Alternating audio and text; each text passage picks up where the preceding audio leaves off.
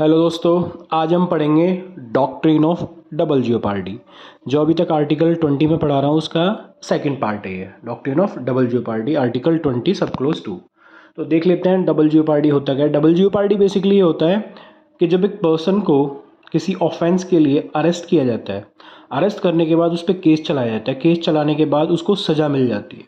तो जब एक ऑफेंस के सपोज करो ए ने कोई एक चोरी का अपराध किया है, चोरी के अपराध के लिए हम ए को अरेस्ट कर लेते हैं। अरेस्ट करने के बाद उस पर वो अपराध साबित भी हो जाता है और साबित होने के बाद जज साहब उसे जेल भेज देते हैं और वो 3 साल की जेल काट के आ जाता है।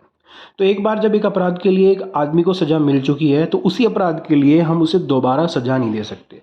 तो इसी को हम बोल देते हैं डॉक्ट्रिन ऑफ डबल जियोपार्डी। तो देख लेते हैं है क्या। Double jeopardy refers to a condition in which a person can not be punished or prosecuted for the same offense or act twice, दो बार. The doctrine of double jeopardy act as a defense that safeguard the accused person from being punished for the same offense against. Double jeopardy does not permit any court or judicial tribunal to prosecute a person more than once. तो basically एक आदमी पर एक ही अपराध के लिए बार बार trial नहीं होगा, केस नहीं होगा। एक आदमी को एक ही अपराध के लिए बार बार सजा नहीं मिलेगी और ये हमारा फंडामेंटल राइट है और इसी को हम बोलते हैं डॉक्ट्रिन ऑफ डबल जियोपार्डी। और ये प्रोवाइडेड है article 20 sub clause 2 of the Indian constitution. Article 20 sub clause 2 protect against double jeopardy. No person shall be prosecuted for the same offence more than once. For the application of double jeopardy the person must be accused of an offence. तो इस doctrine of double jeopardy की application के लिए condition दी हुई है। तो वो condition क्या है, person must be accused of offence. एक पर्सन है जिसके अगेंस्ट में केस चल रहा है वो एक्यूज है। The accused person must have face judicial trial. उसके जो अब एक्यूज पर्सन होना काफ़ी नहीं है इसके लिए, उसके अगेंस्ट में एक जुडिशियल ट्रायल हो चुका है। ठीक है, judicial trial previously the accused must have been prosecuted और पनिश्ड। और उस जुडिशियल ट्रायल में क्या हुआ है कि उस बंदे को प्रोसिक्यूट और पनिशमेंट मिल चुका है प्रोसिक्यूशन के बाद। ठीक है, उसके बाद for the same offence committed by the accused must be the same. It is one of the most important and integral part of criminal law. The doctrine also support the concept of audi alteram partem which means the other side should be heard. तो basically ये है क्या कि एक person को जब एक case सुनने के बाद हम सज़ा सुना चुके हैं पहले ही, तो दोबारा उसी अपराध के लिए उस आदमी को हम सज़ा नहीं सुनाएंगे और उसी की protection as a fundamental rights provided है आर्टिकल 20 सब क्लोज 2 में। और आर्टिकल 20 जब आप देखोगे तो पढ़ोगे तो आप पाओगे कि article 20 is part of right to freedom which is provided from article 19 to 21। ठीक है, उसके बाद ले लिखते हैं, देख लेते हैं किसके अगेंस्ट में डॉक्ट्रिन ऑफ डबल जियोपार्डी लगता है। तो only judicial bodies, judicial court, judicial tribunal come under the ambit of double jeopardy. Administrative organisation the governmental organisation does not.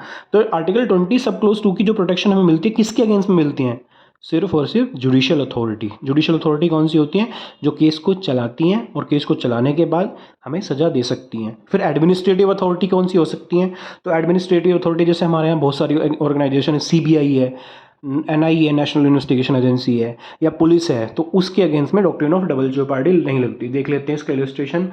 एक commits a crime, after committing a crime he gets interrogated by multiple organisation such a crime branch, narcotics control.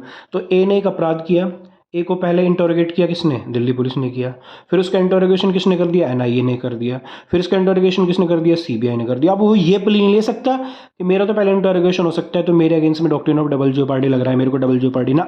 Double jeopardy कब लगता है, सिर्फ और सिर्फ trial के दौरान। ये इन्वेस्टिगेशन की बात कर रहे हैं तो इन्वेस्टिगेशन कौन करता है, एडमिनिस्ट्रेटिव अथॉरिटी, एग्जीक्यूटिव अथॉरिटी जिसको हम बोल देते हैं। ठीक है, उसके बाद देख लेते हैं कि डॉक्ट्रिन ऑफ डबल जियोपार्डी के डायरेक्ट प्रोविजन जो CRPC code of criminal procedure में प्रोवाइडेड है वो सेक्शन 300 में वो क्या कहते हैं, पर्सन वन, वो सेम वही बात जो पहले था, पर्सन वंस कन्विक्टेड और acquitted not to be tried. तो आर्टिकल सेक्शन 300 बोल देता है पर्सन जो एक्विट हो चुका है, एक्विट मतलब छूट चुका है ट्रायल के बाद, ट्रायल हुआ एक प्रॉपर, ए ने एक चोरी की, ए के अगेंस्ट में केस चला और प्रूव नहीं हो पाएगा उसने चोरी की, तो ए को छोड़ दिया तो एक्विट हो गया। ए ने एक चोरी की, ए के अगेंस्ट में केस चला, ए को सजा गई तो उसे कन्विक्ट हो गया, तो एक्विट हो गया या तो या कन्विक्ट हो चुका है।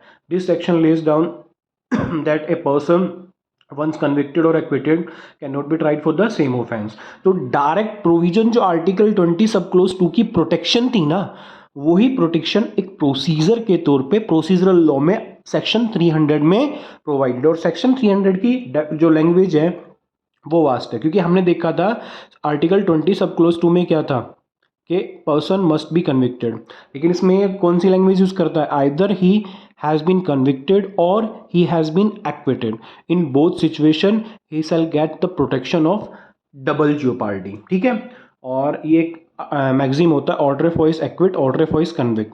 तो एक बार जिसको सजा मिल चुकी है उसको दोबारा बार बार उसी अपराध के लिए हम सजा नहीं देंगे।